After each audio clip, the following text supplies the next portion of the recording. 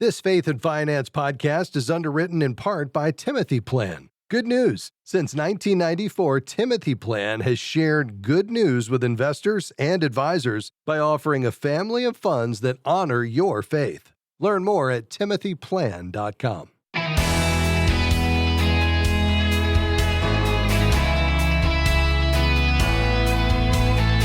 Israel is a nation often in the news, but seldom for its potential as an investment. Hi, I'm Rob West. Israel is a tiny country, but a powerhouse for investing opportunities, particularly in the tech sector. Brian Mumbert joins us today for a look at Israel in a different light. And then it's on to your calls at 800-525-7000. That's 800-525-7000. This is Faith and Finance. Biblical wisdom for your financial decisions.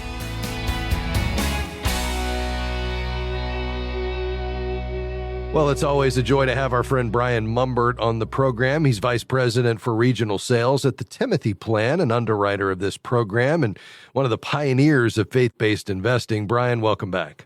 Thank you, Rob. Happy to be here. Brian, on one of your previous visits, we touched on investing in Israel, but I want to take a deeper dive into that topic today. I know Timothy Plan, of course, has a fund for this, which we can talk about in a bit. But first, why is Israel in particular an attractive place to invest, despite what often seems like incredible geopolitical turmoil? Well, yes, Rob, as we all know, there's turmoil that erupts from time to time in the Middle East and with Israel, but it has been a country that is incredibly resilient. Israel has an entrepreneurial spirit that runs through their people, and they are really self-starters. They're eager to develop something new, and I saw that firsthand when I went over there. Everyone is just working, very busy. You go downtown in Tel Aviv, and you see this firsthand. Technology, of course, is really big on Israel, which I know we're going to talk about.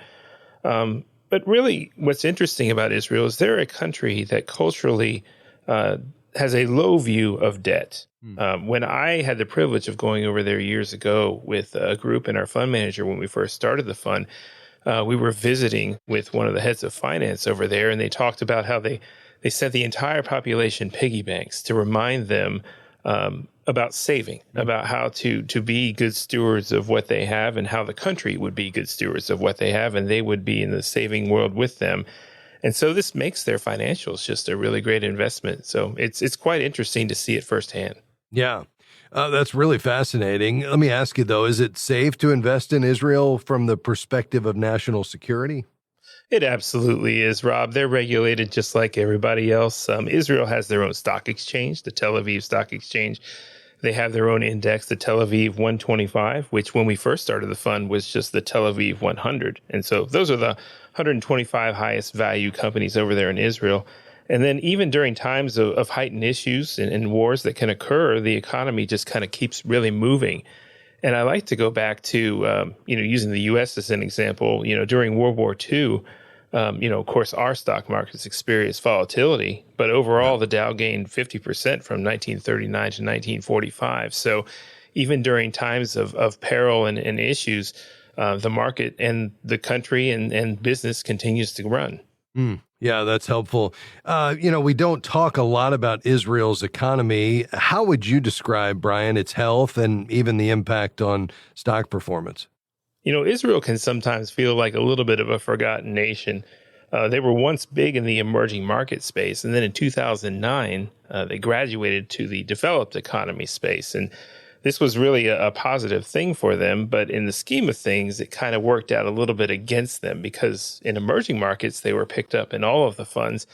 And then once they graduated into the developed economy, a lot of the international funds, ours and others included, really focus on large cap developed economies. And so you get a lot of Europe, a lot of Japan, and Israel being such a small country kind of gets left out of that entirely. But the economy itself is really moving in a positive direction, especially with the change of presidency here in the U.S., a little bit more of our firm commitment to the country, and unemployment over there and inflation are quite low. Yeah, I know they are, and that makes it a fairly attractive investment. And I know it's often referred to as a startup nation. In fact, there's a book about Israel with that title. When we come back from our break, I want to dig into what is often seen as one of the most compelling sectors for investment in Israel, and that is their robust tech sector. We'll talk about that and how effective they are at exporting their tech products and systems, and what other sectors might be appealing to investors. And also, we'll touch on the Timothy Plan Israel Common Values Mutual Fund, which is a really easy way to invest in Israel. Brian Mumbert here today. Brian is our good friend. He's Vice President of Regional Sales at Timothy Plan, an underwriter of this program. We'll be back with much more just around the corner. 800-525-7000. Stick around.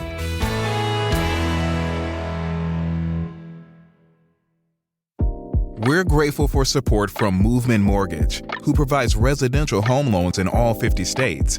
Guided by a mission to love and value people and a goal to redefine the mortgage process, Movement seeks to help others achieve their financial goals.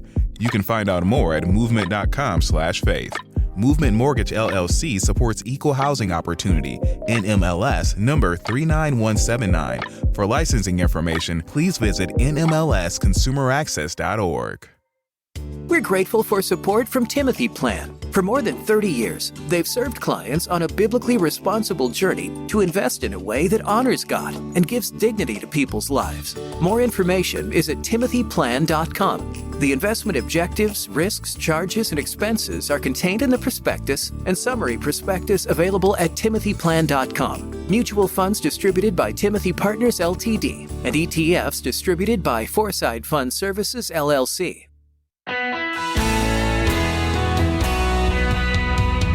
Thanks for joining us today on Faith and Finance. With me today, my good friend, Brian Mumbert. Brian is Vice President for Regional Sales at Timothy Plan, an underwriter of this program and a real pioneer in the faith-based investing space. If you want to learn more, you can head to timothyplan.com. We're talking about investing in Israel today. We hear so much about Israel geopolitically, and it's a nation that we enjoy just a long history with as a nation here in the U.S. But what about as an investment? Well, Brian's been sharing with us some of the compelling aspects of investing in Israel. In a moment, we'll get to how you can do that easily through one of Timothy Plan's funds, the Israel Common Values Fund. But let's talk about one of the most robust sectors of Israel's economy, and that is the tech sector. What do we need to know about that, Brian? Well, sure, Rob. I mean, high tech over in Israel is about 12% of the Israeli workforce, and it contributes to 20% of their GDP. So it's quite large. Many of the companies, you may have never heard of these names. Most of them I can't pronounce. But a lot of them, get absorbed into big companies like Apple and Google over here in the United States and utilized for technology in our phones and our computers. They use for their data storage. There's numerous things. One example that I could give would be car cameras. Mobileye came out of Israel, and a lot of the technology that's in all of our newer cars today that will stop for you before an accident occurs or monitors driving came out of Israel through a company called Mobileye. And one of my favorites, Waze, a map app that was developed by a gentleman over there that couldn't figure out how to have enough time to get to work driving through the old city of Jerusalem, where there are very small roads that wind around. And so he decided to crowdsource that thing. And now that app is one of my favorites to use on my phone. And one of the more interesting things, not even tech, is cherry tomatoes came out of Israel. I couldn't believe it. What do you know? Next time you eat a salad with cherry tomatoes, you can thank Israel for that. That's great. Yeah. Now, is the Israeli government supportive of tech advances in the private sector, and how does that affect the market? Yes, the government is incredibly supportive of the tech sector because they see the value for their economy. Just to give perspective on this, Israel is the third largest tech hub by capital raised, and it's only behind Silicon Valley here in the United States and New York City. Interesting. Yeah, who would have thought? I know. Well, let's talk beyond technology. What other sectors might be attractive to investors invested there? And we talk a lot about financials a little bit earlier. Their concept of debt is just extremely important. You can't undervalue that because here in the United States, we get bogged down so much in government spending. Right now, Doge is in the news all the time, trying to cut spending and this and that. But, here in the U.S., we have a challenge with our national debt. And over there, their cultural spirit that they just do not seek to take out debt really just lends their financials to be great investments. And then outside of that, I mean, there are just a number of companies that are doing things. We discussed cherry tomatoes. They invented drip irrigation over there as well, things like that. So it's things that we see in our everyday life that come out of such a small country. And it all goes back to that entrepreneurial spirit that they have. Yeah. Well, I know they're working on exporting a lot of these products as well, and that goes back to the tech sector there and even intersects with some of our U.S. companies. Talk to us about how successful they are in exporting. Yeah, Israel's incredibly successful in exporting. Over 50% of their total exports are tech, if you can believe that. Particularly, Apple invested in Israeli tech startups a number of years ago. They bought a company called PrimeSense. Apple's bought another company called Anobit, an Israeli semiconductor firm that contributed to enhancing storage for Apple's stuff. Really, being over there and seeing it, you have all of these tech companies, Apple, Google, Amazon, Meta, and they're all there looking for the next big thing and absorbing them into their companies. And so you can easily see why so much of their exports is made out of tech. And so they're very friendly to it. What about Israel's relations with other countries? How is that impacting investments there? Yes, it's been good. We had, remember a couple of years ago, the Abraham Accords came about and really normalized relationships with them and other Middle East countries. Obviously, their relationship with the U.S. is great, or we wouldn't have all of our biggest tech companies over there in the first place. But really looking forward to this year, it seems like normalizing relationships with Saudi Arabia is on the table as well as the war draws to a close. And so we know Israel for the enemies that they have around them, but by and large, the countries that are there around them are very supportive. Yeah. What about venture capital? Do they have a strong venture capital presence, and how does that relate to investing? Absolutely, Rob. I mean, Israel has more than 276 active venture capital funds. And, we've already talked about how Israel's really only second to Silicon Valley in New York, but this shows no signs of slowing down as year over year, the market really continues to expand. And as recent as 2019, Israeli companies were considered more popular than their American peers. And this is really interesting. Investment in Israeli startups grew by 140% from 2014 to 2018. And in the U.S., at the same time frame, that was 64%. So wildly popular in the venture capital presence for sure. Yeah.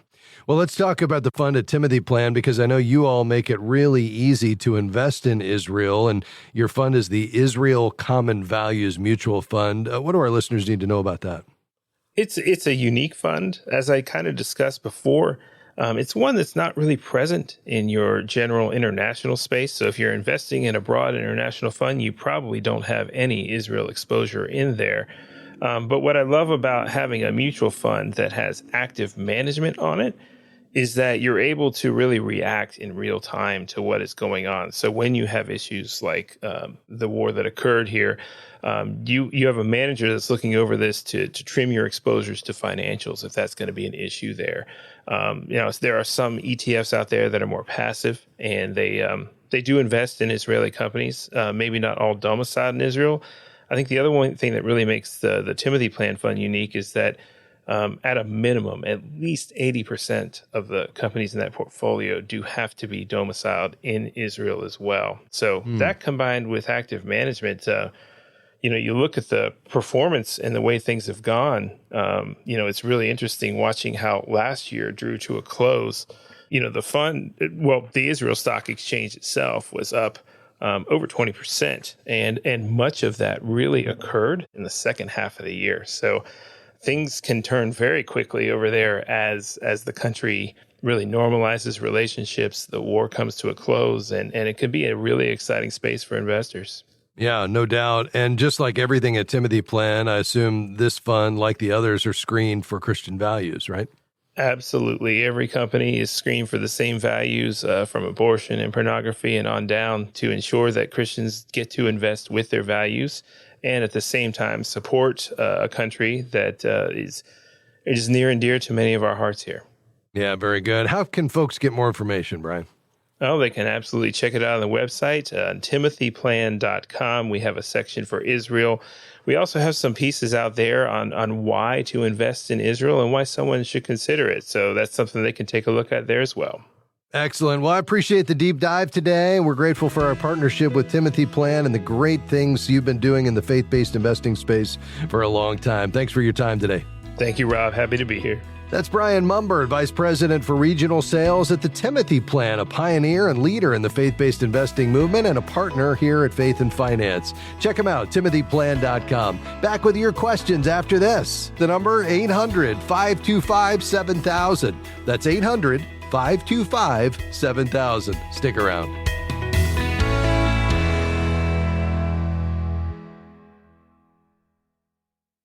Are you overwhelmed by financial fear and anxiety? You're not alone. At FaithFi, we hear it every day. People weighed down by worries related to wealth and money. But financial anxiety isn't about the size of your bank account. It's about the condition of your heart. That's why we've created Look at the Sparrows, a 21-day devotional that'll help you find peace through Jesus' teachings. Replace your financial anxiety with peace today. Visit faithfi.com/sparrows and start your journey today. Do you feel like your hands are tied with debt, preventing you from serving God? If you have credit card debt, Christian credit counselors can help. Through our debt management program, we can get you out of credit card debt about 80% faster while honoring your debt in full. For more information on how Christian credit counselors can help, visit ChristianCreditCounselors.org. That's ChristianCreditCounselors.org, or call 800-557-1985. 800-557-1985.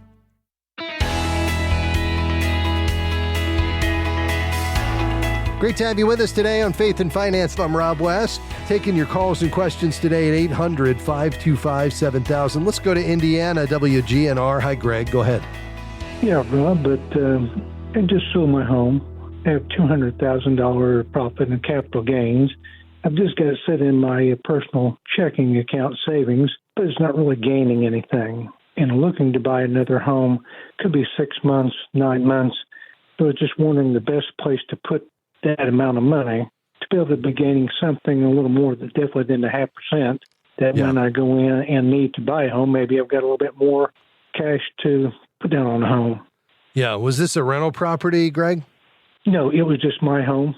Okay. Yeah, personal home. And yeah. So are you going to have any capital gains on that? I shouldn't at just at $200,000. I think I'm up to qualified. You can get up to $250,000. That's right. As long as you live there 2 out of the last 5 years prior to the sale. So that you should be in great shape there. You can get right now in high yield savings 4.5% with FDIC insurance pretty easily. So that would be probably what I would be looking for. I mean, that would allow you to have FDIC protection. You'd have complete liquidity. And then on $200,000 over the next 12 months, you could get $9,000. That'd be taxable, but that's not a bad return on that money with the safety and the liquidity.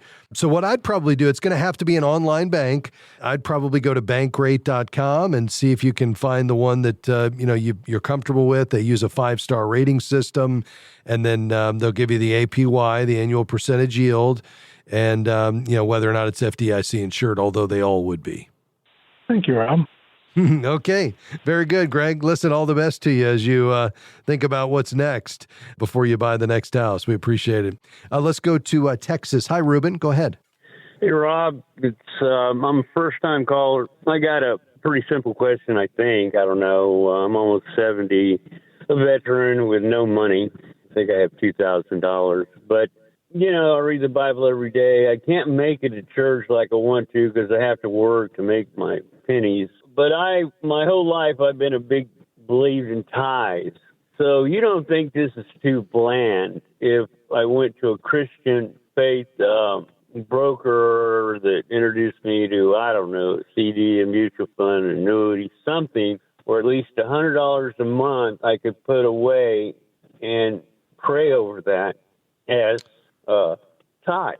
And I would never touch the money, of course, and then the day I die, it's give it the trust of the brokerage firm to dispense it through like y'all's programs, or Yeah. What do you think? Yeah, I appreciate the way you're thinking about this, and I appreciate that you've prioritized the tithe. I think we should. I mean, when we look at God's word and all the different times in the Old Testament, you'll find the idea of tithing in 15 different instances in Scripture. The word itself is used nearly 50 times, and when you kind of walk through it and see the big idea there, it was faithfully giving initially to the local church to advance the gospel and rightly compensate our spiritual leaders. And I think that honors the Levitical tithe that we see in the Old Testament. And then there was other tithes. I think, there was a charity tithe where we give to the weak and the needy.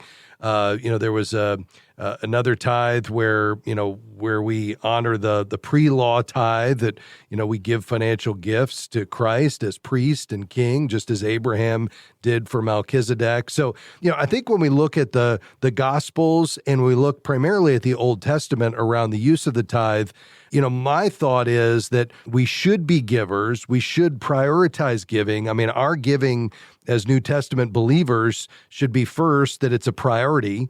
Second, that it's proportionate to how God provides for us. Third, that it's sacrificial. We should feel it when we're giving it. I think we look at 2 Samuel 24. I will not offer burnt offerings to the Lord my God that costs me nothing. So I think true generosity requires sacrifice. And then we should give cheerfully. The Apostle Paul reminds us of that in 2 Corinthians. But I would say, here's just my perspective. I think this is ultimately between you and the Lord. It's a conviction matter. I would rather you get that money into the kingdom now and be a part of God's activity now, rather than putting it away and trying to grow it modestly so some other steward can give it away. I think your job and my job as stewards right now of what passes through our hands that the Lord graciously entrusts to us that he owns, we should be thinking about how we can give it and be a part of his work today, right now, and get it into the kingdom for the advancement of the gospel. So I would offer that counterpoint for you to think and pray about, that rather than putting it into CD and letting somebody else steward it down the road, I would say let's get it to work in God's kingdom first, starting with the local church, but then not stopping there, giving beyond that as well. So that's going to be my best advice, my friend. You pray about that, ask the Lord to give you some wisdom and peace of mind on that, and then you make that call. God bless you. Kenosha, Wisconsin. Hi, Jacob. How can I help? Hi, I had a question. So I've been thinking about purchasing a rental property, and I have recently been wondering if it might be a wiser decision to meet with a financial advisor and maybe invest it into the market instead of purchasing a rental. Yeah, so tell me kind of the decision-making process you've gone through to arrive at this. So I would like to have passive income. Right now I'm single and I'm doing well, thank God for that. But I'm trying to plan for the future and try to have a little bit more income coming in for when God does bless me with a family. And so that's what has me thinking about a rental property. But I started thinking about maybe investing into the stock market because I know there's a lot of time being caught up in a rental property, maintaining it, dealing with tenants, all of that. And I'm already pretty busy. So I was thinking that maybe investing into the stock market might be a better option. And I don't really need the passive income right now, so it would have time to grow. Yeah, I like that a lot. And you're right, that can take time. I mean, if you were to hire a property manager, that's just an additional expense you'd have to cover. Historically, rental properties yield somewhere between 3 and 6% annually in net rental income after expenses, and then 3 to 5% in the property appreciation. So that's not bad. With $150,000, depending on how much you want to take on, you could buy, something $500,000 or $600,000 with 25 to 30% down. But you are going to have, the upkeep and the oversight, and there's risk there because you're highly concentrated in one asset versus the diversification of the stock and bond portfolio. And on top of that, as you said, there's do you want to put in the time and attention to be a landlord? I think if you're not looking for that, you got plenty on your plate without that, and you want good broad diversification, I think getting an advisor who could manage that for you on a passive basis probably fits the bill a little better. Hope that helps.